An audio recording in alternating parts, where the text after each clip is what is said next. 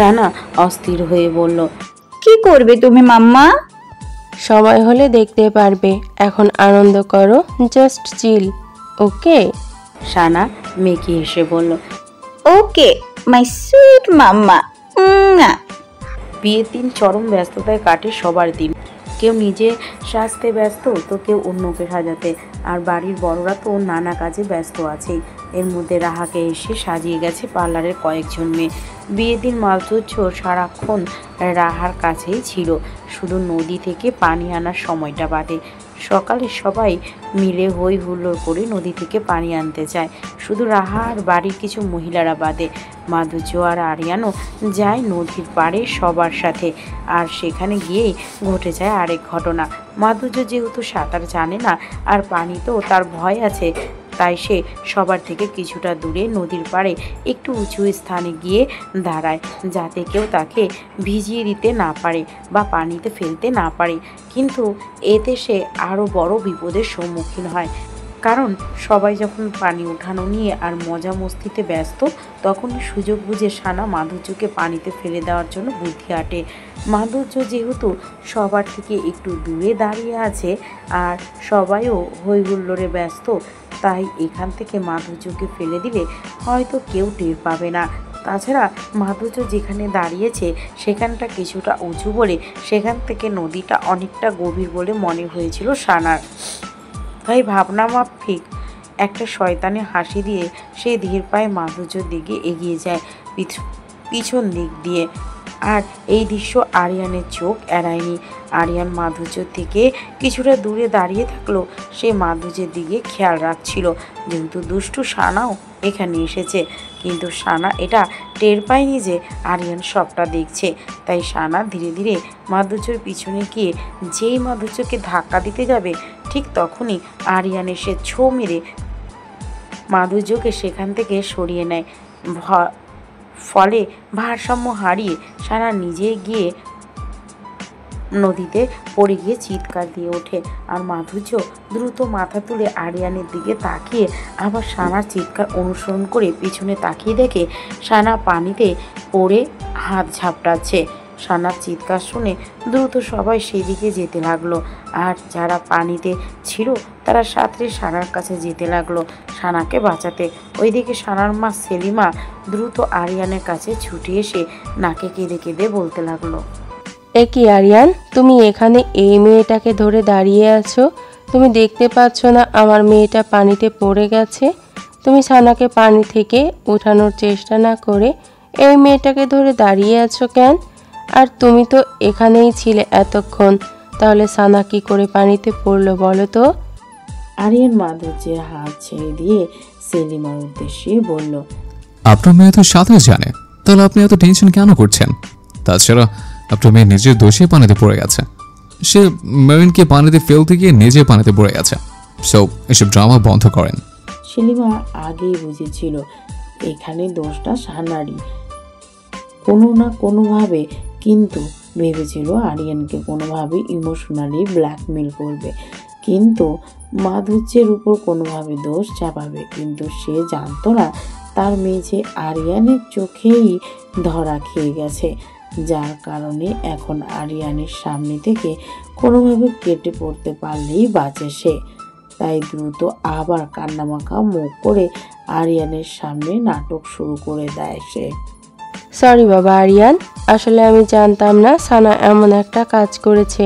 Please তুমি সানার ওপর রাগ করো না।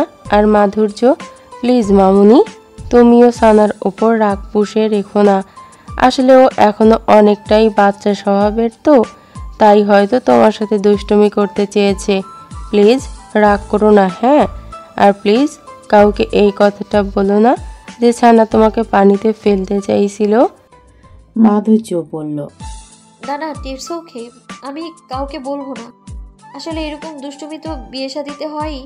আপনি সারার কাছে যান, দেখুন গিয়ে ওর কোনো প্রবলেম হচ্ছে কিনা, দেখুন সারাকে পাড়ে তোলা হয়েছে কিনা। আরিয়ান চলুন আমরা সারার কাছে যাই। আরিয়ান মাথা নাড়ল, তারপর সেলিমা শানার কাছে যাওয়ার জন্য পা বাড়ালে আরিয়ান আর মাধুর্য সেদিকে পা বাড়ায়। মাধুর্যের বাবা মা এসেছে বিয়েতে।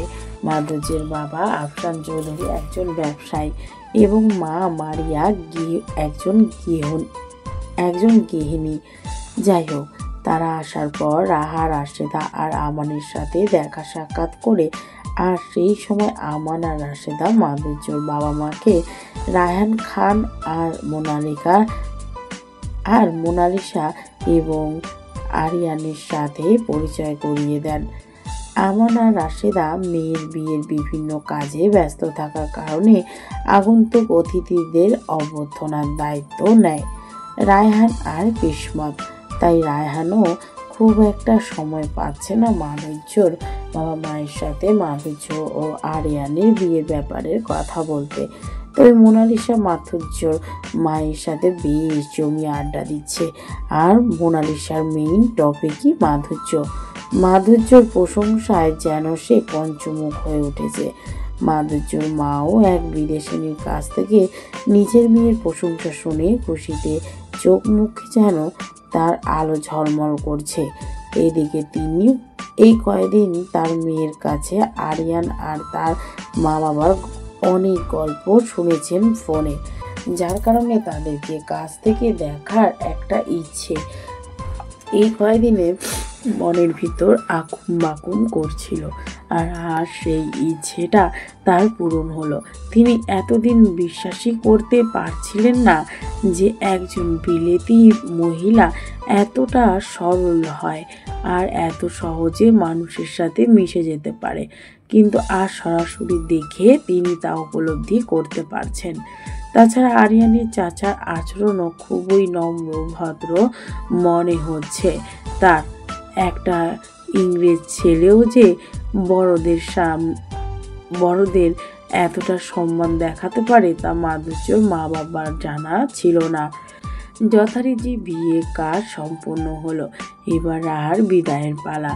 বিদায়বেলা রাহা আর বাড়ির অন্যান্য মহিলাদের হাউমাউ করে কান্না করতে দেখে আরিয়ান পুরো হতভম্ব হয়ে যায়। সে দেখলো এক পর্যায়ে মাধুর্য রাহাকে জড়িয়ে ধরে হাউমাউ করে কান্না শুরু করেছে। আরিয়ান তো পুরাই থ হয়ে গেছে এই দৃশ্য দেখে, কারণ সে কখনোই এমন কোনো বিয়ে দেখেনি লন্ডনে, যেখানে বিয়ের পর বউকে নিয়ে যাওয়ার সময় বউ এবং তার বন্ধু বান্ধব আত্মীয় স্বজনরা এভাবে কাঁদে। আর তার উপর এখানে শুধু মহিলারাই নয়, বরং রাহার বাবা আর সেই সাথে রায়হানকে আর কিসমতকেও চোখের পানি ফেলতে দেখা যাচ্ছে। আরিয়ান এইসব দেখে এক প্রকার বিরক্ত হয়ে যাচ্ছে। এর মধ্যে রাহা কান্নাকাটি করতে করতে আরিয়ান আর তার মায়ের দিকে এগিয়ে আসতে লাগলো। মা ছেলে দুইজন একসাথেই দাঁড়িয়ে আছে। রাহা তাদের কাছে এসেই ও জেঠিমণি গো বলেই মোনালিসার উপর ঝাঁপিয়ে পড়ে। মোনালিসা পড়ে যেতে গিয়েও কোনো রকমে নিজেকে সামনে নিয়ে রাহাকে সান্ত্বনা দিতে লাগলো। এদিকে আরিয়ান মনে মনে ভাবছে, এটা কি বিয়ে বাড়ি নাকি মরা বাড়ি যে সবাই এমন আচরণ করছে আর এত হাউমাউ করছে। যাই হোক, রাহা তার জেঠির থেকে বিদায় নিয়ে এবার আরিয়ানের সামনে গিয়ে ফুপাতে ফুপাতে বলতে লাগলো, ব্রো আমি চলে যাচ্ছি, আবার পরশু বা তরশু আসবো প্রভাতের পর, তাই তুমি কিন্তু একদম এর মধ্যে লন্ডনে চলে যাওয়ার নামও নিবে না। আর অবশ্যই আমার বউ ভাতে তোমাকে থাকতে হবে, নাহলে কিন্তু আমি খুব কষ্ট পাবো। আর শোনো, তোমার কত ছোট হয়েও দেখো আমার বিয়ে হয়ে গেছে, তাই এবার নিজেও বিয়ের জন্য তাড়াতাড়ি তৈরি হয়ে যাও। তোমার বিয়ে খাওয়ার জন্য আর তোমার বিয়েতে আনন্দ করার জন্য আমার মন এখনই কেমন আকম বাকুম করছে। আরিয়ান কি রাহার কথা হাসবে নাকি কাঁদবে বুঝতে পারছে না। এই মেয়ে একদিক দিয়ে কান্নাকাটি করে চোখ মুখ ফুলিয়ে ফেলেছে, আর আরেক দিক দিয়ে নাকি তার আরিয়ানের বিয়েতে আনন্দ করার জন্য মন আকুম বাকুম করছে। এদিকে রাহার কথা শুনে উপস্থিত সবাই হেসে উঠল। আরিয়ানও মুচকে হেসে বলল, আচ্ছা বুঝলাম, কিন্তু তুমি একটু বলো যে তুমি ক্রাই কেন করছো এভাবে আমার বিয়ে করার জন্য? রাহা পিক করে হেসে দিয়ে খানিক নিচু স্বরে বলল, আরে না ব্রো, আসলে এটা আমাদের বাঙালিদের কালচার। বিয়ের সময় আর বিদায়ের সময় বউদের কাঁদতে হয়, নাইলে মানুষ মন্দ বলে, তাই একটু কাঁদছি আর কি। এটা জাস্ট একটা ফর্মালিটি, বুঝলি? আরিয়ান অবাক হয়ে কয়েক মুহূর্ত ভাবতে লাগলো, এটা আবার কেমন নিয়ম। এর মধ্যেই রাহা আবার বলে উঠল, আচ্ছা ব্রো, আমি আসি। হ্যাঁ, সবাই ওইদিকে অপেক্ষা করছে আমার জন্য।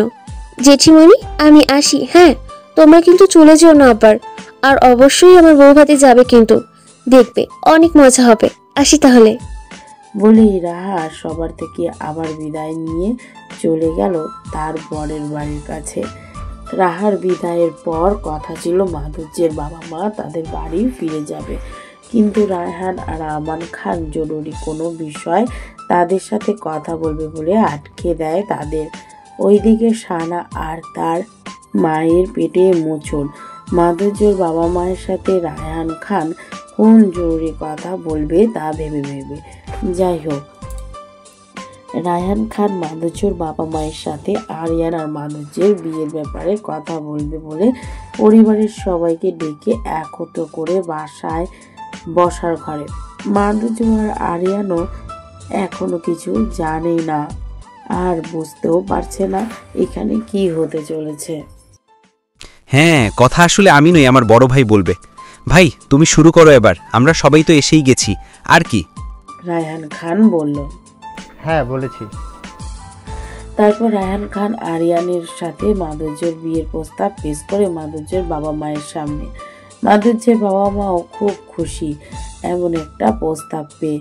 আরিয়ানের মতো এমন একটা শিক্ষিত সুদর্শন ছেলে পেলে কেই বা হাত ছাড়া করতে চাইবে। তবে যেহেতু আরিয়ানের জন্মগতভাবে একজন ব্রিটিশ আর তার শিক্ষা দীক্ষা সংস্কৃতি সবই বিদেশি, তাই তারা কিছুটা চিন্তিত বোধ করছে তাদের মেয়ে এমন একটা বিদেশি সাংস্কৃতিক ছেলের সাথে নিজেকে অ্যাডজাস্ট করতে পারবে কিনা তা নিয়ে। তাছাড়া আরিয়ান যেহেতু একটা বিদেশি ছেলে, সেই ক্ষেত্রে তার চরিত্র কেমন হবে, বিয়ে শাদীর মর্ম আর মর্যাদা তার কাছে কতটুকু, বা আদৌ বিয়ে নামক সম্পর্কটা তার কাছে ম্যাটার করে কি নাকি। আরিয়ানও সামান্য বিদেশিদের মতোই উচ্ছৃঙ্খল, সেই নিয়েও তারা ভাবে, তাই তারা এই ব্যাপারে ভাবার জন্য কয়েকদিন সময় চেয়েছে। রায়হান আহমদও তাদের ভেবে দেখার জন্য সময় দিয়েছে। ওইদিকে সানা আর তার মা সাপের মতো ফুঁসছে। আরিয়ান আর মাধুর্যের বিয়ের কথাবার্তা চলছে দেখে সানা বারবার তার মাকে ইশারায় বলছিল যেন মাধুর্যের সাথে বিয়ের কথা ঠিক হওয়ার আগেই তার মা তার মামাকে তার সাথে আরিয়ানের বিয়ের প্রস্তাব দেয় আবার। কিন্তু সেলিমা সানাকে চোখের পলক ঝাপটে আশ্বস্ত করে যে সে সব করবে, কিন্তু এখন এত মানুষের সামনে এই সব নিয়ে কথা বলতে গেলে সমস্যা হতে পারে, আর এতে সবাই ওদেরকেই কথা শোনাবে। কারণ এর আগেও আরিয়ান সানার সাথে বিয়ের প্রস্তাব ফিরিয়ে দিয়েছে, আর সেটা আমানরাও বেশ ভালো করেই জানে। মাধুর্যের মা বাবা যেহেতু আজ রাতটা এখানেই থাকবে, তাই তারা খেয়ে দিয়ে চলে যায় নিজেদের থাকার রুমে। এদিকে বিয়ের কথা ওঠার পর থেকে মাধুর্য তো লজ্জায় আরিয়ানের সামনেই যেতে পারছে না, আর না পারছে আগের মতো স্বাভাবিকভাবে কথা বলতে তার সাথে। আজ আবার রাহাও নেই তার সাথে, তাই খেয়েই গিয়ে নিজের রুমে মানে রাহার রুমে ঢুকে পড়েছে। ঘুম নেই চোখে, তাই বারান্দায় গিয়ে চাঁদ দেখে কিছু সময় কাটানোর সিদ্ধান্ত নিল সে। আরিয়ানও নিজের ঘরে গিয়ে বসে আছে, চিন্তা হচ্ছে তার মাধুর্যের বাবা মা মাধুর্যকে তার সাথে বিয়ে দিতে রাজি হবে কিনা। ওইদিকে সেলিমা সানাকে ঘরে পাঠিয়ে দিয়ে তার ভাইদের বলল তাদের সাথে তার একটা জরুরি বিষয়ে কথা আছে। রায়হান আমান আর তাদের স্ত্রীরাও সেলিমার কথা শোনার জন্য বসার রুমে গিয়ে বসলো। যেহেতু অন্যরা সবাই যার যার রুমে চলে গেছে, তাই এখন সেলিমারও কথাটা বলতে সুবিধা হবে। সেলিমা কথাটা কিভাবে বলবে এই পরিস্থিতিতে, আর তার প্রতিক্রিয়াই বা কি হবে, তাই ভাবছে সে। রায়হান গলা ঝাড়া দিয়ে বলে উঠল, কিরে কিছু বলছিস না যে? এতক্ষণ বললি জরুরি কথা আছে, আর এখন আমরা এসে বসে আছি কিন্তু তোর কোনো কথা নেই। হ্যাঁ হ্যাঁ বলছি, আসলে ভাইয়া কি করে কথাটা বলবো তাও আবার এই পরিস্থিতিতে, সেটাই ভাবছি। আমান ভ্রুকুচকে বলল, এই পরিস্থিতি মানে কোন পরিস্থিতি? আসলে ভাই তোমরা রাগ করো না প্লিজ, আমি জানি এখন এই কথাগুলো আমার বলা উচিত হবে না, কিন্তু কি করব বলো, নিজের মেয়ের কষ্টটাও তো আমার সহ্য হচ্ছে না। তোমরা তো জানোই সানা অনেক আগে থেকেই আরিয়ানকে পছন্দ করে, আর তার জন্য আমরা কয়েকবার তোমাদের কাছে বিয়ের প্রস্তাবও পাঠিয়েছি, কিন্তু তোমরা বারবার আমাদের ফিরিয়ে দিয়েছো। দেখো না, এই কারণেই জেদ ধরে সানার বাবা এবার রাহার বিয়েতেও আসেনি। সে যাই হোক, তবুও এখন আমার মেয়েটার কথা ভেবেই আমি আবারও তোমাদের কাছে অনুরোধ করছি, তোমরা একটা বার আমার মেয়েটার কথা ভাবো। ও তো তোমাদের ভাগ্নি, তাই না বলো? মোনালিসা এবার বলে উঠল, উই আন্ডারস্ট্যান্ড সেলিমা, কিন্তু এখানে তো আমাদের কিছুই করার নেই। কজ আরিয়ান নিজে থেকেই সানাকে বিয়ে করতে চায়নি, আর আমরাও তো আমাদের ছেলেকে জোর করতে পারি না। তোমার মেয়ের কথা ভেবে বিয়ের সাথে ব্যাপারে দুজনের ইচ্ছা থাকা জরুরি। কি বলো রায়হান? রায়হান বলল, হ্যাঁ সেলিমা, তোমার ভাবি ঠিকই বলেছে। আরিয়ান যেহেতু তোর মেয়েকে বিয়ে করতে চায় না, তখন আমরাও জোর করতে পারি না তাকে। তাছাড়া বিয়ে শাদির ব্যাপার, জোর জবরদস্তি করতে গেলে হিতে বিপরীত হয়ে যাবে। তোর মেয়েকে জোর করে আমার ছেলের সাথে বিয়ে দিয়ে দিলেই কি সে সুখী হতে পারবে, যদি সম্পর্কে ভালোবাসা আর বোঝাপড়া না থাকে? তাছাড়া আমি এই কয়েকদিনে যতটা বুঝেছি, তাতে আরিয়ান মাধুর্যকে পছন্দ করে, আর মাধুর্যকে বিয়ে করার ব্যাপারে সে কোনো আপত্তি জানায়নি। তাছাড়া মাধুর্যেরও আরিয়ানকে বিয়ে করতে কোনো প্রকার আপত্তি আছে বলে মনে হয় না। কি বলিস আমান? আমারও তাই মনে হয়। দেখ সেলিমা, সানা এখনো বাচ্চা একটা মেয়ে, ওর বয়স কম, তাই পাগলামি করছে। কিন্তু তোরা বুঝের হয়েও যদি সানার মতো পাগলামি করিস, এমন অযৌক্তিক বায়না ধরিস, তাহলে তো হবে না। তোদের তো বুঝতে হবে তোদের মেয়ের কোনটায় ভালো হবে আর কোনটায় খারাপ। তাছাড়া আরিয়ান তো বাচ্চা ছেলে নয় যে সে আমরা বললেই তোর মেয়েকে বিয়ে করতে রাজি হয়ে যাবে। সে একজন অ্যাডাল্ট পারসন, যথেষ্ট বয়স হয়েছে তার নিজের ভালো মন্দ বুঝার এবং নিজের জীবনের সিদ্ধান্তগুলো নিজে নেবার। সেখানে সে কাকে বিয়ে করবে কাকে করবে না সেটাও সে নিজেই ঠিক করবে। আমরা এই ব্যাপারে তার উপরে কোনো প্রভাব খাটাতে পারি না। আশা করি তুইও ব্যাপারটা বুঝবি আর নিজের মেয়েকেও বুঝাবি। আর আশা করি এই ব্যাপারটা নিয়ে এই বাড়িতে আর কোনো কথা উঠবে না, কারণ তুই জানিস যে মাধুর্য আর আরিয়ানের বিয়ের ব্যাপারে কথা চলছে, আর এই সময়ে মাধুর্যের বাবা মায়ের কানে এসব কথা গেলে তারা উল্টোপাল্টা ভাবতে পারে আমাদের। তাই দয়া করে এই ব্যাপারটা এখানেই ভুলে যা, আর তোর মেয়ের বিয়ের জন্য চিন্তা করিস না। আমরা তো আছি, আমরা দেখে শুনে একটা ভালো পাত্রের হাতেই আমাদের ভাগ্নিকে তুলে দেব। তুই শুধু ওকে বুঝিয়ে শুনিয়ে আরিয়ানের চিন্তাটাও মাথা থেকে বের করার চেষ্টা কর। কিন্তু ভাই, এবার রাশেদা বলে উঠল, আর কোনো কিন্তু নয় সেলিমা আপা, নিজের মেয়ের ভালোর জন্যই এটা তোমায় করতে হবে, নইলে পরে তোমার মেয়ে কষ্ট পাবে, আর তখন তার জন্য তুমি নিজেই দায়ী থাকবে। যদি সব জেনে শুনেও তুমি তোমার মেয়েকে এখন থেকে না সামলাও। তাছাড়া কাউকে শুধু পছন্দ করা আর গভীরভাবে ভালোবাসা এক নয়। আমার বিশ্বাস সানা আরিয়ানকে পছন্দ করলেও ভালোবাসে না, ও শুধু নিজের আবেগ আর জেদের বশেই এমন পাগলামি করছে। আর এই জেদের বশেই আজ মাধুর্যকেও সে পানিতে ফেলে দেওয়ার চেষ্টা করতে গিয়ে নিজেই পানিতে পড়ে গেছে। আমায় কিসমত বলেছে সবটা, সে নিজ চোখে দেখেছে এই দৃশ্য। কিন্তু ভাগ্যিস সানা মাধুর্যকে ধাক্কা দেওয়ার আগে আরিয়ান মাধুর্যকে সরিয়ে নেয় সেখান থেকে, আর সানা গিয়ে পানিতে পড়ে। নইলে আজ যদি সানার পরিবর্তে মাধুর্যই পানিতে পড়ে যেত, কি হতো তখন বুঝতে পারছো? মেয়েটা সাঁতার জানে না, আর পানিকেও খুব ভয় পায়। আমার তো শুনেই বুকটা ধুপ করে উঠেছিল। কি ভয়ানক কাণ্ড হতে চলেছিল আজ তোমার মেয়ের জন্য। রায়হানরা সবাই অবাক হয়ে এতক্ষণ রাশেদার কথাগুলো শুনছিল। আমান রেগে গিয়ে তার বোনকে বলল, শুনেছিস তোর মেয়ের কাণ্ড কারখানা? আমি তো এইসব কিছু জানতামই না। আজ আরিয়ান মেয়েটাকে না বাঁচালে কি হতো বুঝতে পারছিস? কি জবাব দিতাম আমরা মেয়েটার মা বাবাকে? আরে এই মেয়ের জন্য তুই আমাদের কাছে এত সাফাই গাইছিস, আরিয়ানের বউ করার জন্য এত পাগল হয়ে আছিস। আরে তোর মেয়ে তো নিজের স্বার্থের জন্য দেখছি মানুষ খুনও করতে পারবে। পারবে বলছি কেন, ইতিমধ্যে সেটা করার চেষ্টাও করে ফেলেছে। আমার তো তোর মেয়েকে এখন ভাগ্নি বলে ভাবতেও লজ্জা হচ্ছে। আর এই মেয়েকে কিনা আমার খাঁটি হীরার ন্যায় স্বচ্ছ আর এত নম্র একটা ভাতিজা আরিয়ানের বউ করার জন্য এতবার করে প্রস্তাব পাঠিয়েছিস। ভাগ্যিস আরিয়ান রাজি হয়নি, নইলে তোর এই উড়নচণ্ডী আর উগ্র স্বভাবের মেয়ে তো ছেলেটার জীবনটা কি অসহ্য করে ফেলতো।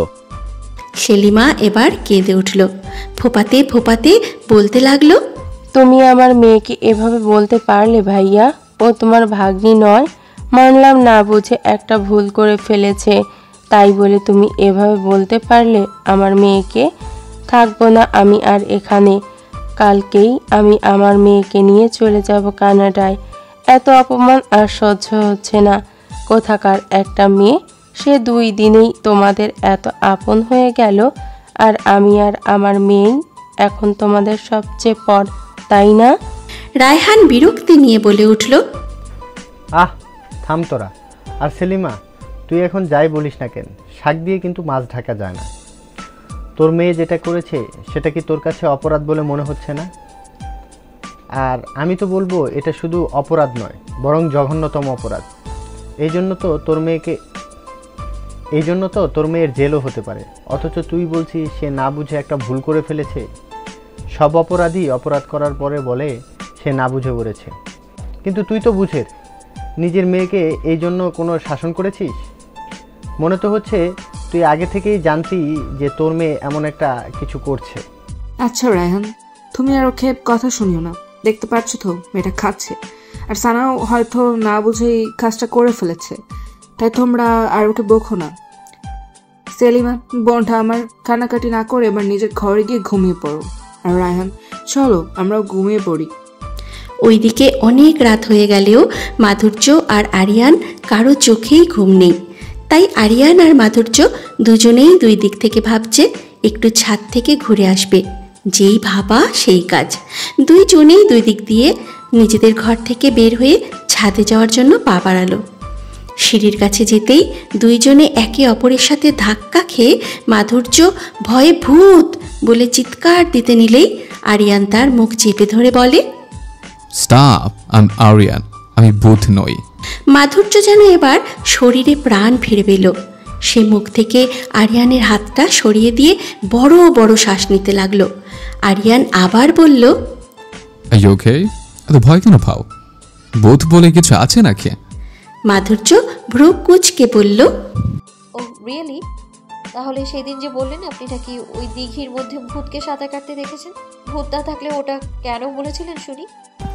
আরিয়ান মিষ্টি হেসে বলল, আরে ওইটা তো আমি সানাকে ভয় দেখানোর জন্য বলেছিলাম। But I believe in ghost, কারণ ভূত বলে কিছু হয় না, বুঝলে? বলেছে আপনাকে? আরিয়ান ভ্রু কুঁচকে বলল, কি বলেছে আর কে বলেছে? জানি না, কিন্তু আপনি এত রাতে এখানে কি করছেন? আমি তো রুফটপে যাচ্ছিলাম, বাট তুমি এখানে কি করছো এত রাতে? আরে আমিও তো ছাদেই যাচ্ছিলাম।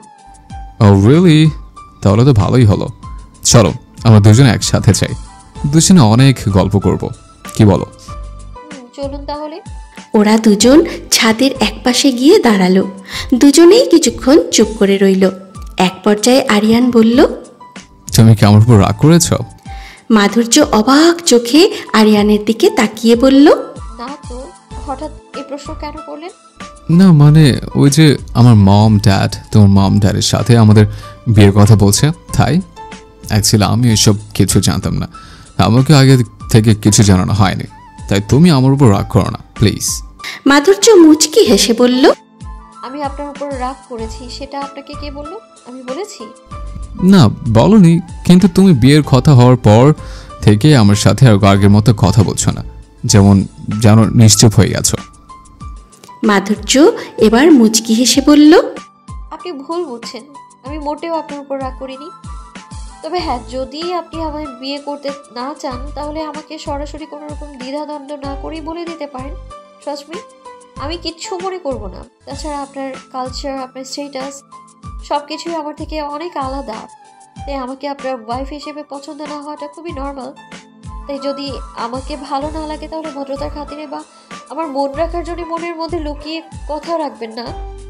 যদি কিছু বলার থাকে তাহলে বিয়ের কথাবার্তার সামনে এগোনোর আগে সেটা বলে ফেলো প্লিজ।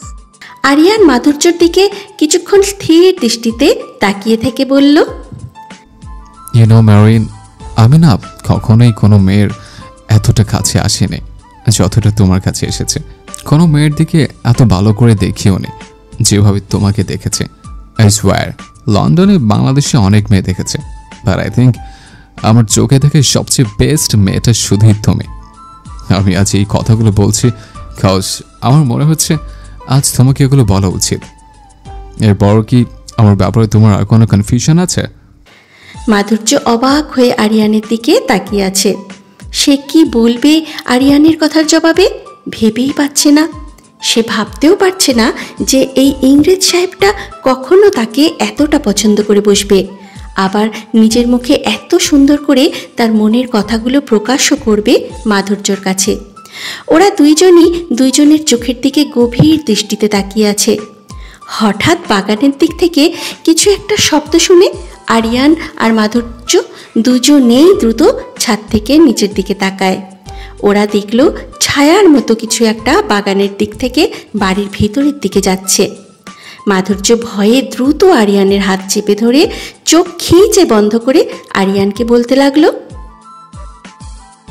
আরিয়ান দেখুন ভূত, আমার খুব ভয় করছে আরিয়ান, ভূতটা তো বাড়ির ভেতরে ঢুকছে, আরিয়ান কি হবে?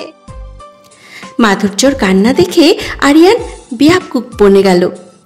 একে তো বাড়িতে কি ঢুকলো সেই চিন্তা, তার উপর মাধুর্যর কান্নাকাটি।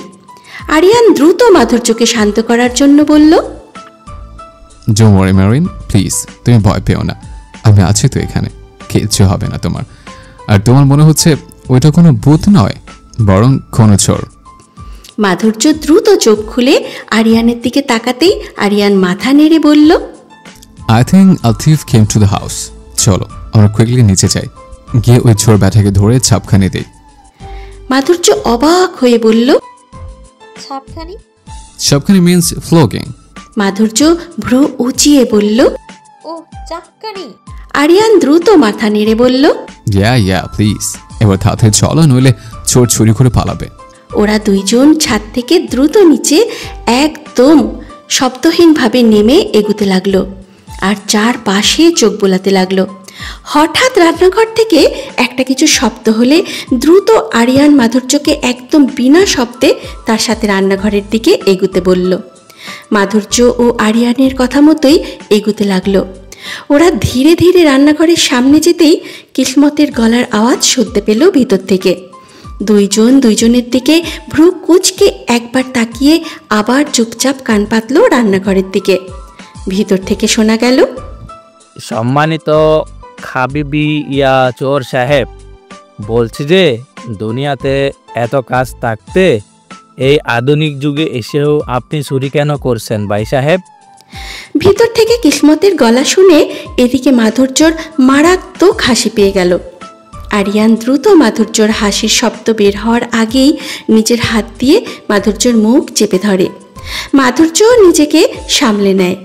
ওইদিকে ভিতরে চোর ফ্রিজ থেকে বস্তার মধ্যে বিয়েতে সব বেঁচে যাওয়া খাবারগুলো ঢোকাতে ঢোকাতে কিছুটা মাতলামোর স্বরে বলতে লাগলো, এটা আমাকে খানদানি পেঁচা, যুগ যতই আধুনিক হোক আমরা আমাকে খানদানি পেঁচা ছাড়বার পারম না। এটা আমাকে ইজ্জতের প্রশ্ন। আপনাকে যেমন বংশ পরম্পরা আছে তেমনি আমাকেও আছে, আর আমরা কোনো মতে আমাকে খানদানি পেঁচা ছাড়া বংশের মুখে চুনকালি মাখবার পারম না। অন কথা কম কইয়া আমার চুরিতে সাহায্য করেন। বেশি কথা কইলে বাড়ির লোকজন জায়গা যায় বোকা। আর আপনাকে বাড়ির সব লোকজন নিশ্চয়ই আপনার মতো এত মহৎ হৃদয়বান না যে আমারে খাতির যত্ন কইরা কইব, লও বাবা যা খুশি রইয়া যাও। পরে এরা ইয়া আমার ঠ্যাঙানি দিলে এই ঠ্যাঙানি রাত থেকে আমারে বাঁচাইব কেডা? না না সি, এইসব কি বলেন? আপনি হচ্ছেন গিয়ে আমাদের জয়ফুন মানে মেহমান।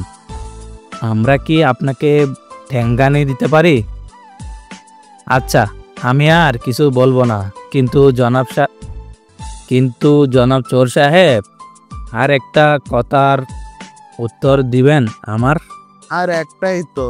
আচ্ছা ঠিক আছে, আপনি যখন আমার চুরি করার একটা সুযোগ দিয়েছেন তখন আমিও না হয় আপনার একটা সুযোগ দেই। কোন কি জানবার চান? না মানে বলছিলাম যে আমি যদি আপনাকে দেখার পর আপনার দুঃখটা না বুঝেই বাড়ির লোকজনকে ডেকে আপনাকে ধরিয়ে দিতাম, তখন আপনি কি করতেন? কি আর করতাম, ওর জান পরান লইয়া বাড়তাম। আর নয়তো আপনি বেশি বাড়াবাড়ি করলে আপনি আহনের আগেই কুমোর থেকে সুইটা বাইর কইরা আপনারে ঘষাং কইরা ঢুকাই দিতাম। নাউজুবিল্লাহ। ভাই চোর সাহেব, আপনি কি জানেন না যে মানুষ হত্যা হারাম কাজ? আর আপনি মনে হয় জানেন না যে জান বাঁচানো ফরজ। কথাই আছে চাচা আপন প্রাণ বাঁচা। এর লেগা আমিও নিজের প্রাণ বাঁচানোর লেগা আপনারে মারলে আমার পাপ হইব না? কিসমত এর গলা শুকিয়ে গেল চোরের কথা শুনে। সে শুকনো কাশতে লাগলো। চোর দ্রুত নিজের কাজ বন্ধ করে কিসমতের মুখ চেপে ধরে বলল, আরে মিয়া কাশতেছেন কেন? মানুষ জায়গা যাইব তো। আপনি কি পিপাসা পাইছেন? একটু বাংলা দেমো? আমার কাছে জাপানি বাংলা মাল আছে। আমার এক ডাকাইত বন্ধু দিছে আর কইতাছিল এই নাকি আমার লেগে জাপান থেকে আইনাছে। এইটা খাবেন একটু? দেই, গলাটা ভিজান, ভালো লাগবে অনেক। দেমো একটু, করেন, ডাইলা দেই। দূর মিয়া চোর সাহেব, কি যে বলেন এসব? আমি একজন পাক্কা মুসলমান, বড় শক্ত আমার ইমান। আমি এসব খাই না, বুঝলেন? ইসলামে এইসব খাবার হারাম। আপনিও পারলে ছেড়ে দেন। প্রয়োজনে মদের বদলে মধু কিনে খান। এতে নেই কোনো পাপ, নেই কোনো ক্ষতি, কিন্তু আছে শুধুই উপকার।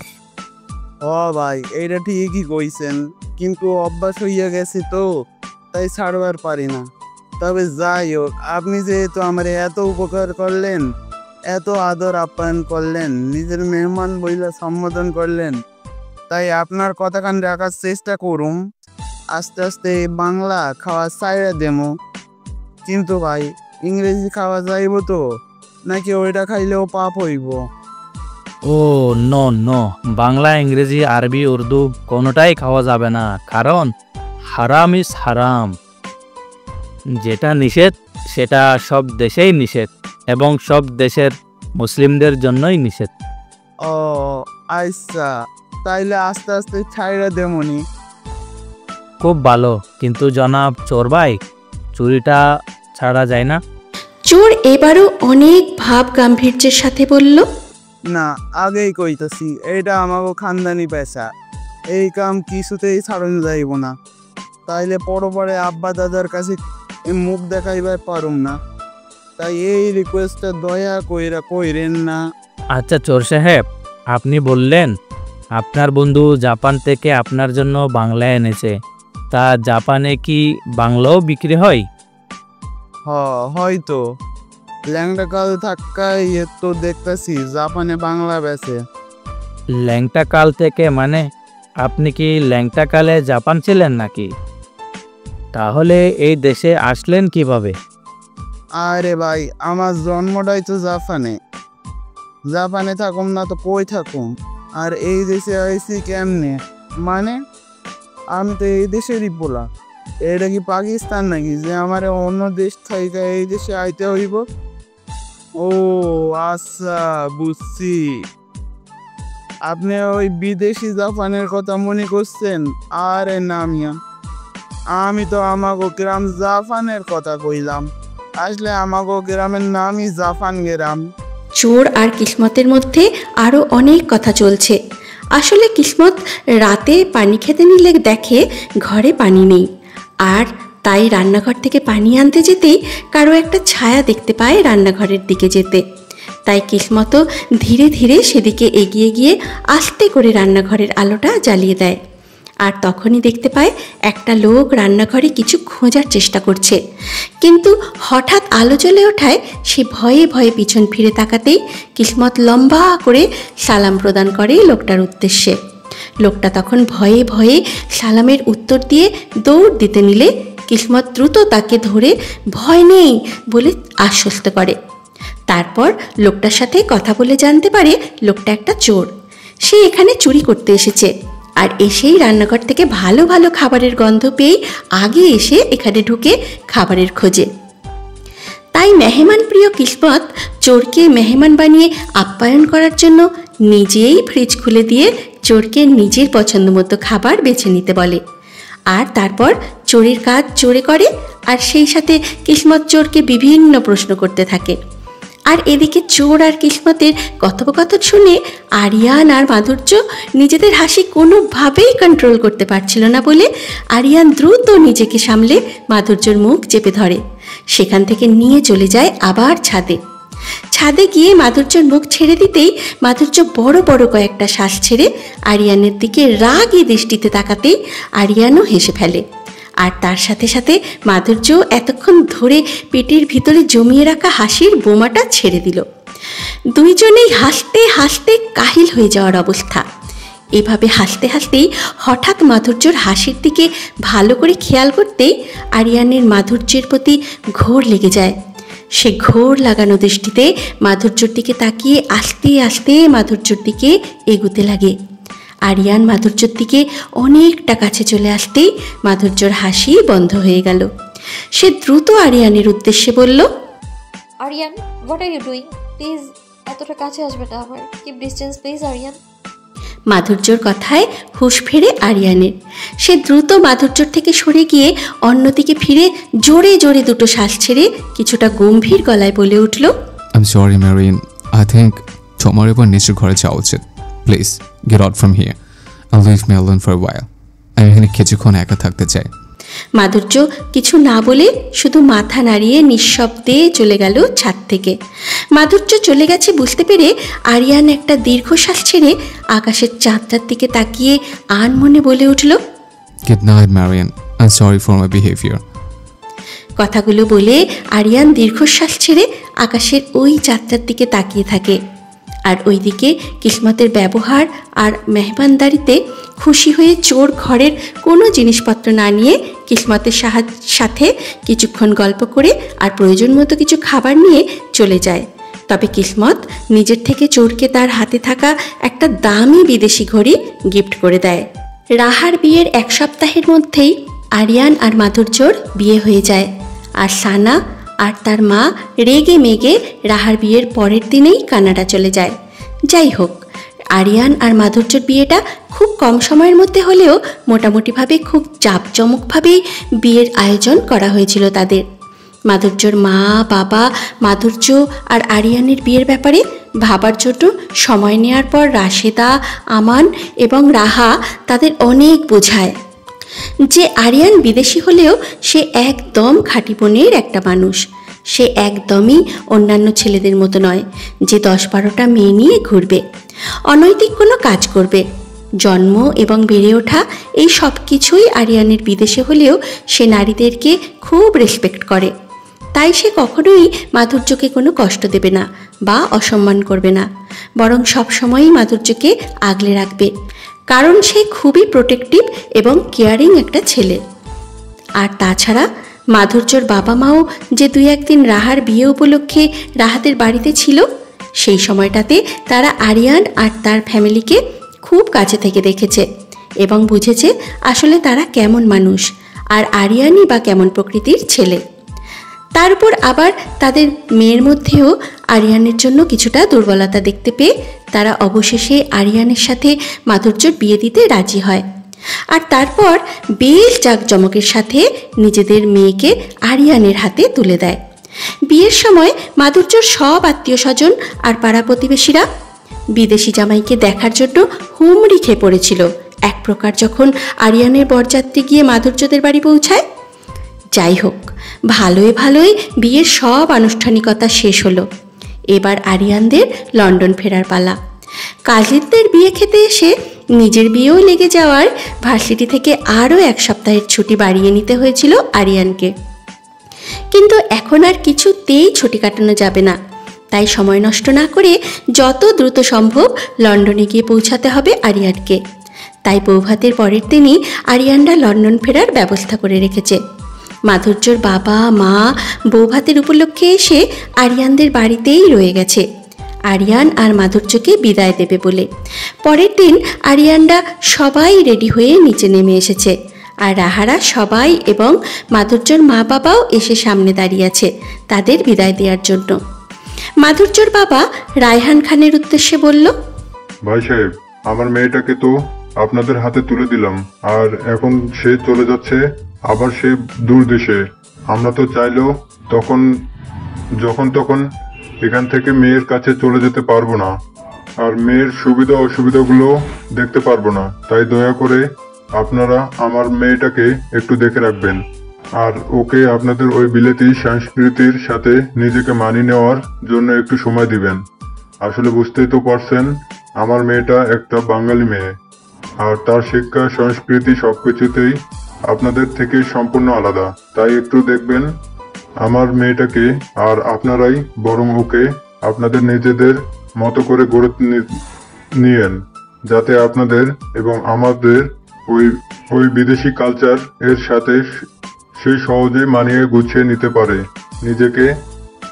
আরে আপনাদের মেয়ে তো এখন আমাদেরই মেয়ে, তাই তো তার প্রতি আপনাদের থেকে বেশি দায়িত্ব এখন আমাদের, বুঝলেন?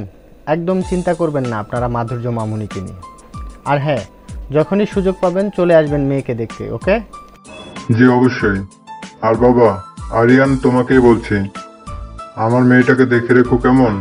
এখন তো ওর সব দায়িত্ব তোমার, তাই না? তাই একটু দেখে শুনে রেখে ওকে।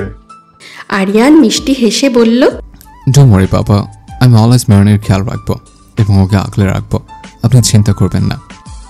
যাক, শুনে আশ্বস্ত হলাম বাবা।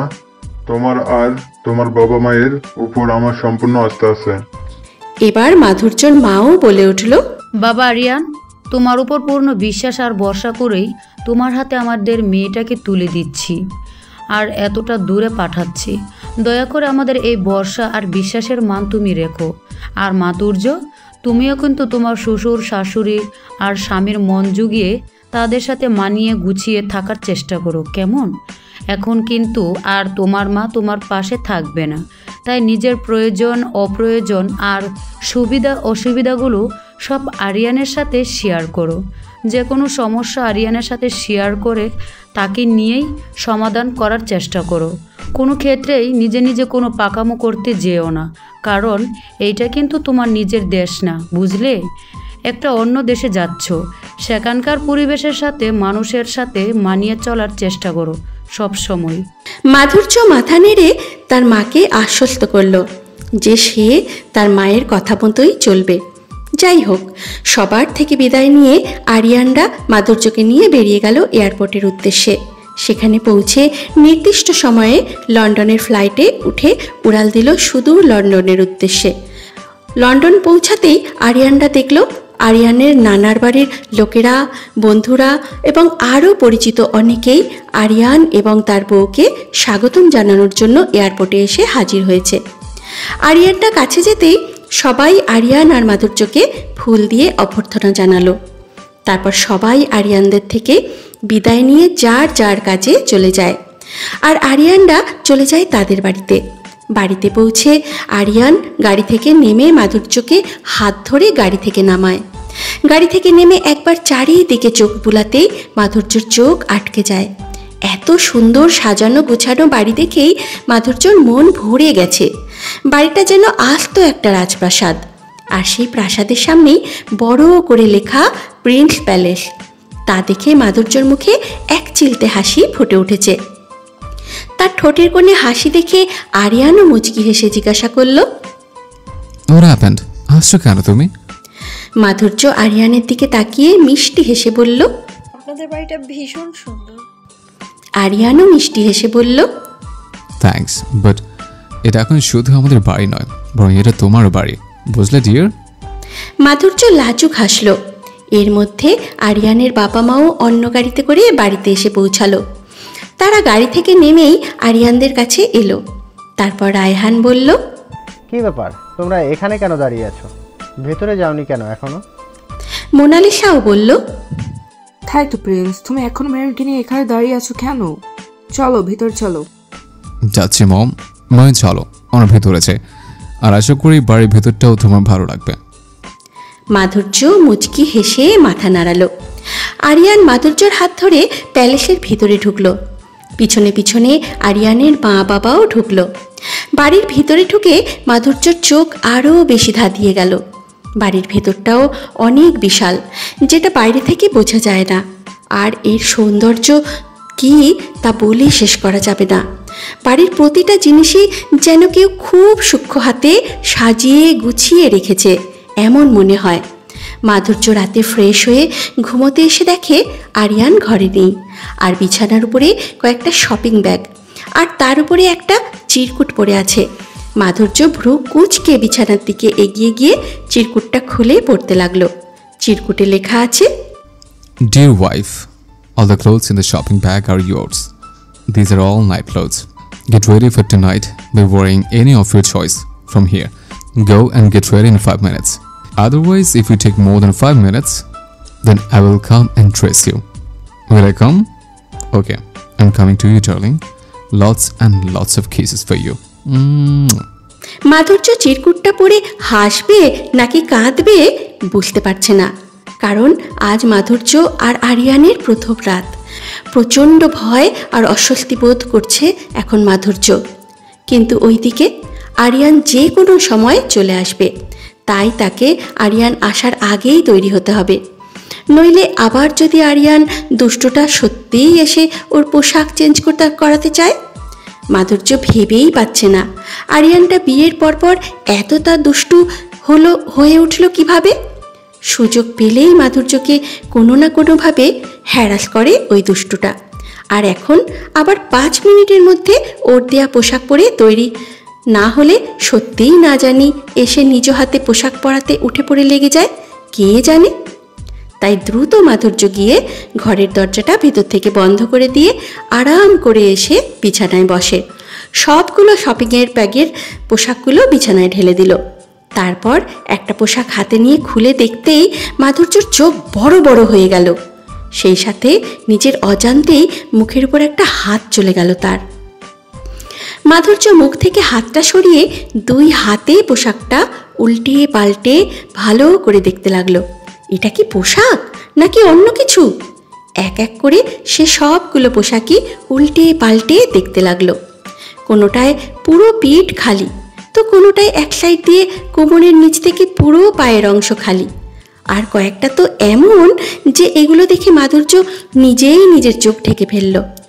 সে এইসব পোশাক পরবে কিভাবে? আর এগুলো পরে আরিয়ানের সামনেই বা যাবে কিভাবে? লজ্জায় তো তার এখনই মাথা নিচু হয়ে যাচ্ছে, গাল গরম হয়ে যাচ্ছে। আবার অন্যদিক দিয়ে আরিয়ানের প্রতি প্রচণ্ড রাগ লাগছে তার।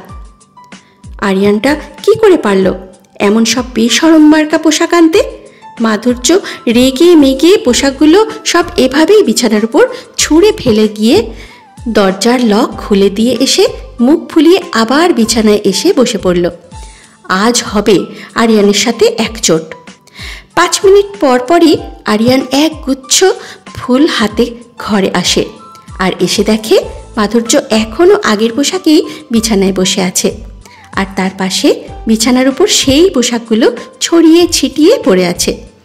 আর সবচেয়ে বড় কথা, মাধুর্য আরিয়ানকে দেখেই অন্যদিকে মুখ ঘুরিয়ে মুখ ফুলিয়ে বসে আছে। আরিয়ান অবাক হয়ে মাধুর্যর কাছে গিয়ে বলল, What happened, my dear wife? তুমি এভাবে মুখ ফুলে কেন বসে আছো? আর এখন রেডি হওনি কেন? পোশাকগুলো কি পছন্দ হয়নি? মাধুর্য এবং কাঁদো কাঁদো গলায় অভিযোগের স্বরে বলে, আপনি খুব খুব খারাপ একটা লোক। এগুলো কি ধরনের পোশাক এনেছেন আপনি আমার জন্য? আমাকে কি কখনো এইসব পোশাকে দেখেছেন আপনি? আমি আপনাকে ভালো ভেবেছিলাম, কিন্তু আপনিও দেখছি অন্য সব লুচ্চা ছেলেদের মতোই। এইসব পোশাক কিনতে গিয়ে আপনার লজ্জা লাগলো না একটু? আরিয়ান মাধুর্যর কথায় কিছুটা অবাক হয়ে ভ্রু কুঁচকে জিজ্ঞাসা করল, লজ্জা কেন করবে? আর এগুলো তো স্লিপিং ক্লোথস, সবাই তো ঘুমানোর সময় এসব পরে ঘুমায়। তাহলে এগুলো কিনতে গেলে লজ্জা কেন করবে? আর তুমি কি যেন একটা বললে, লুচি না লুচু কি যেন? মাধুর্য দাঁতে দাঁত চেপে বলল, হ্যাঁ ওইটাই, লুচ্চা বলেছি আপনাকে। আরিয়ান জিজ্ঞাসু দৃষ্টিতে তাকিয়ে বলল, ও আচ্ছা, বাট এ লুচা মানেটা কি? মাধুর্য আনমনেই বলে বসল, লুচ্চা মানে বাজে, অসৎ চরিত্র, বুঝলেন? কথাগুলো বলেই মাধুর্যর জিহ্বায় কামড় দিয়ে ফেলল। অনুশোচনার দৃষ্টিতে সে আরিয়ানের দিকে তাকালো। আসলে সে এগুলো মিন করে তখন এই কথাটা বলেনি আরিয়ানকে, কিন্তু এখন এর অর্থগুলো আরিয়ানকে বলতে গিয়ে সে খেয়াল করলো যে সে কি বলেছে। ওইদিকে আরিয়ান কিছুটা অভিমানী চোখে স্থিরভাবে কিছুক্ষণ মাধুর্যর দিকে তাকিয়ে থেকে চোখ সরিয়ে নিয়ে মাধুর্যর পাশ থেকে উঠে গেল। আসলে এই শব্দগুলো আরিয়ান একদমই নিতে পারেনি। সে তো জাস্ট তার বউয়ের জন্যই এই পোশাকগুলো কিনেছিল। যদিও সে জানে মাধুর্য একজন বাঙালি মেয়ে, আর সে এইসব পোশাকে হয়তো অভ্যস্ত নয়। যদিও এই দেশে এইসব পোশাক অন্যান্য পোশাকের মতোই স্বাভাবিকভাবেই পরে মানুষ, এমনকি দিনের বেলাতেও পরে। কিন্তু তবুও আরিয়ান মাধুর্য কথার ভেবেই শুধুমাত্র রাতে পরার জন্য বলেছে এই পোশাকগুলো। আর তাছাড়া নিজের স্বামীর সামনে তো এইসব পরাই যায়, কিন্তু এই সামান্য ব্যাপারটার জন্য মাধুর্য আরিয়ানের চরিত্র নিয়ে কথা বলবে তা সে ভাবতেও পারেনি। কত আশা করে এসেছিল সে ঘরে আজ, তার আর মাধুর্যের ফার্স্ট নাইট, আর এই রাতে সে তার প্রিয়তমাকে তার সম্পূর্ণটা উজাড় করে দিয়ে তাকে পরিপূর্ণভাবে নিজের করে নেবে। কিন্তু কি থেকে কি হয়ে গেল। সামান্য কয়েকটা পোশাকের জন্য যে এইরকম একটা পরিস্থিতি তৈরি হবে, আর মাধুর্যও তাকে এভাবে ভুল বুঝবে, জানলে আরিয়ান কখনোই এসব পোশাক আনতো না। আরিয়ান হাতের ফুলগুলো বিছানায় ফেলে দিয়ে মাধুর্যর দিকে না তাকিয়েই কিছুটা ধরা গলায় বলল, আই এম সরি ম্যারিন, আমি বুঝতে পারিনি এই পোশাকগুলো এতটাই খারাপ যে আমি সেগুলো আমার ওয়াইফের জন্য কিনতে পারবো না, আর এর জন্য আমাকে ক্যারেক্টারলেস টাইটেলও পেতে হবে। By the way, I am really sorry for this. এবার তুমি ঘুমিয়ে পড়ো, আমি পাশের রুমে যাচ্ছি। Good night. বলেই আরিয়ান চলে যেতে নিলে দ্রুত মাধুর্য বসা থেকে উঠে আরিয়ানের হাত টেনে ধরে। আরিয়ান এক পলক মাধুর্যর দিকে তাকিয়ে আবার চোখ সরিয়ে নিয়ে জোরপূর্বক বুকে কিছুটা হাসিয়ে ফুটিয়ে তুলে বলল, হোয়াট, কিছু বলবে? ও বুঝেছি, দাঁড়াও আমি পোশাকগুলো সরিয়ে নিচ্ছি। বলেই আরিয়ান মাধুর্যর হাত থেকে নিজের হাতটা সরিয়ে নিয়ে উল্টো দিকে ফিরে বিছানার কাছে গিয়ে পোশাকগুলো সব তুলে নিয়ে মাধুর্যর উদ্দেশ্যে বলল, এবার ঘুমিয়ে পড়ো, আমি এগুলো নিয়ে যাচ্ছি। সরি আরিয়ান, আমি আপনাকে ওই কথাটা এত কিছু ভেবে বলিনি, জাস্ট রাগের মাথায় মুখ থেকে বেরিয়ে গেছে। আমি আর ভুলেও কখনো এমন বলবো না আপনাকে। প্লিজ আপনি রাগ করে থাকবেন না আমার উপর, ক্ষমা করে দিন না প্লিজ, প্লিজ আরিয়ান।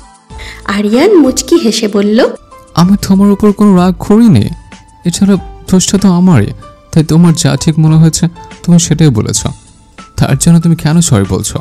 সরি তো আমি তোমাকে বলা উচিত। সো আমি আবার বলছি, আই এম সরি, প্লিজ তুমি খেদো না, আর আমি কখনো এমন কিছু করবো না, প্রমিস। বলেই আরিয়ান মাধুর্যকে আর কিছু বলার সুযোগ না দিয়েই লম্বা লম্বা পা ফেলে চলে গেল রুম থেকে বের হয়ে। আর মাধুর্য অসহায় চোখে সেদিকে তাকিয়ে রইল। রাতে আর কারোরই ঘুম হলো না।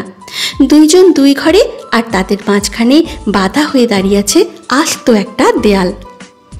আরিয়ান পাশের ঘরে গিয়েই সেই পোশাকগুলো মেঝেতে ছুঁড়ে ফেলে দিয়ে সোফার উপর দুই হাতে মাথা চেপে বসেছিল, আর সারা রাত সে সোফাতেই ছিল।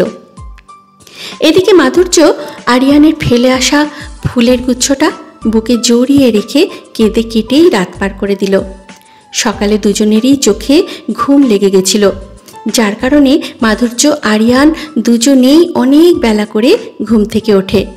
আর ওইদিকে রায়হান এবং মোনালিসা ওরা দুইজন একসাথে আছে ভেবে বসে আছে, আর তাই ব্রেকফাস্টে ওদের না ডেকে ওদের খাবারগুলো আলাদা করে তুলে রাখে। মাধুর্য আর আরিয়ান দুইজনেই একসাথে ঘুম থেকে ওঠে।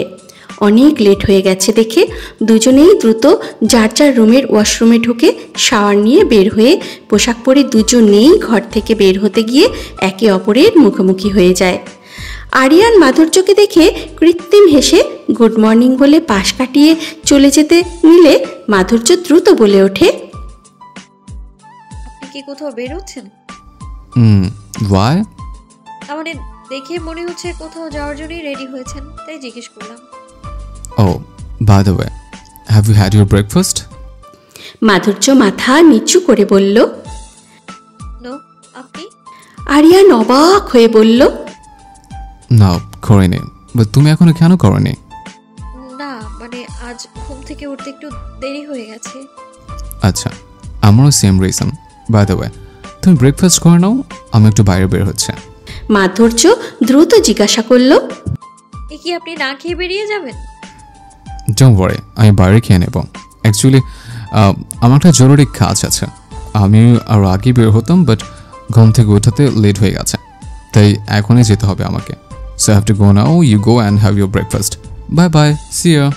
বলেই আরিয়ান দ্রুত পায়ে চলে গেল মাধুর্যর সামনে দিয়ে। মাধুর্য বুঝতে পারছে না সে কি করবে। আরিয়ান যেভাবে তাকে অ্যাভয়েড করে চলছে তাতে সে কোনো চান্সই পাচ্ছে না আরিয়ানের মান ভাঙানোর। এখন মাধুর্যর নিজেকেই নিজের চর মারতে মন চাচ্ছে। মুখ ফসকে এরকম আজে বাজে কথা কেন বলে বসলো তার জন্য? নিজের উপর নিজের জেদ ধরে এবার না খেয়েই আবার ঘরে ঢুকে গেল মাধুর্য। ওইদিকে আরিয়ান বেরিয়ে যাওয়ার সময় তার মাকে বলে গেছে যেন মাধুর্যকে ব্রেকফাস্ট করিয়ে দেয়, কারণ তার কাছে মনে হয়েছিল আরিয়ান খায়নি বলে আর মাধুর্য একা একা ব্রেকফাস্ট করতে আসতে অস্বস্তি বোধ করতে পারে। তাই হয়তো ব্রেকফাস্ট না করেই ঘরে গিয়ে বসে থাকবে সে। তাই বুদ্ধি করে আরিয়ান যাওয়ার সময় তার মাকে বারবার করে বলে দিয়ে যায় যেন মাধুর্যকে ডেকে এনে ব্রেকফাস্ট করিয়ে দেয়। তাই মোনালিসাও আরিয়ান যেতে যেতেই আরিয়ানের ঘরের সামনে এসে দরজায় নক করে। মাধুর্য বিছানা থেকে উঠে গিয়ে দরজা খুলে দেখে মোনালিসা মিষ্টি হাসি দিয়ে দাঁড়িয়ে আছে। মাধুর্য মিষ্টি হাসল। মোনালিসা বলল, চলো ব্রেকফাস্ট করবে। মাধুর্য আমতা আমতা করে বলল, না মানে বলছি যে মম, আমার না একদমই ক্ষুধা নেই, আমি খাবো না এখন। তাছাড়া এখন ব্রেকফাস্টের সময়ও চলে গেছে, তাই একেবারে না হয় দুপুরে আপনাদের সবার সাথে লাঞ্চ করব, কেমন? ও নো বেবি, তা হচ্ছে না। তোমার হাজব্যান্ড আমাকে যাবার সময় বারবার করে বলে গেছে যেন তোমাকে আমি ব্রেকফাস্ট করিয়ে দিই। আর তুমি তো এখানে আমার সান খেয়ে চিনতে পারোনি। আই থিঙ্ক সে যদি এসে জানতে পারে তুমি সকালের খাবার খাওনি, দেন পুরো প্যালেস মাথায় তুলে ফেলবে। তাই ব্রেকফাস্টটা করে নাও লক্ষ্মীটি।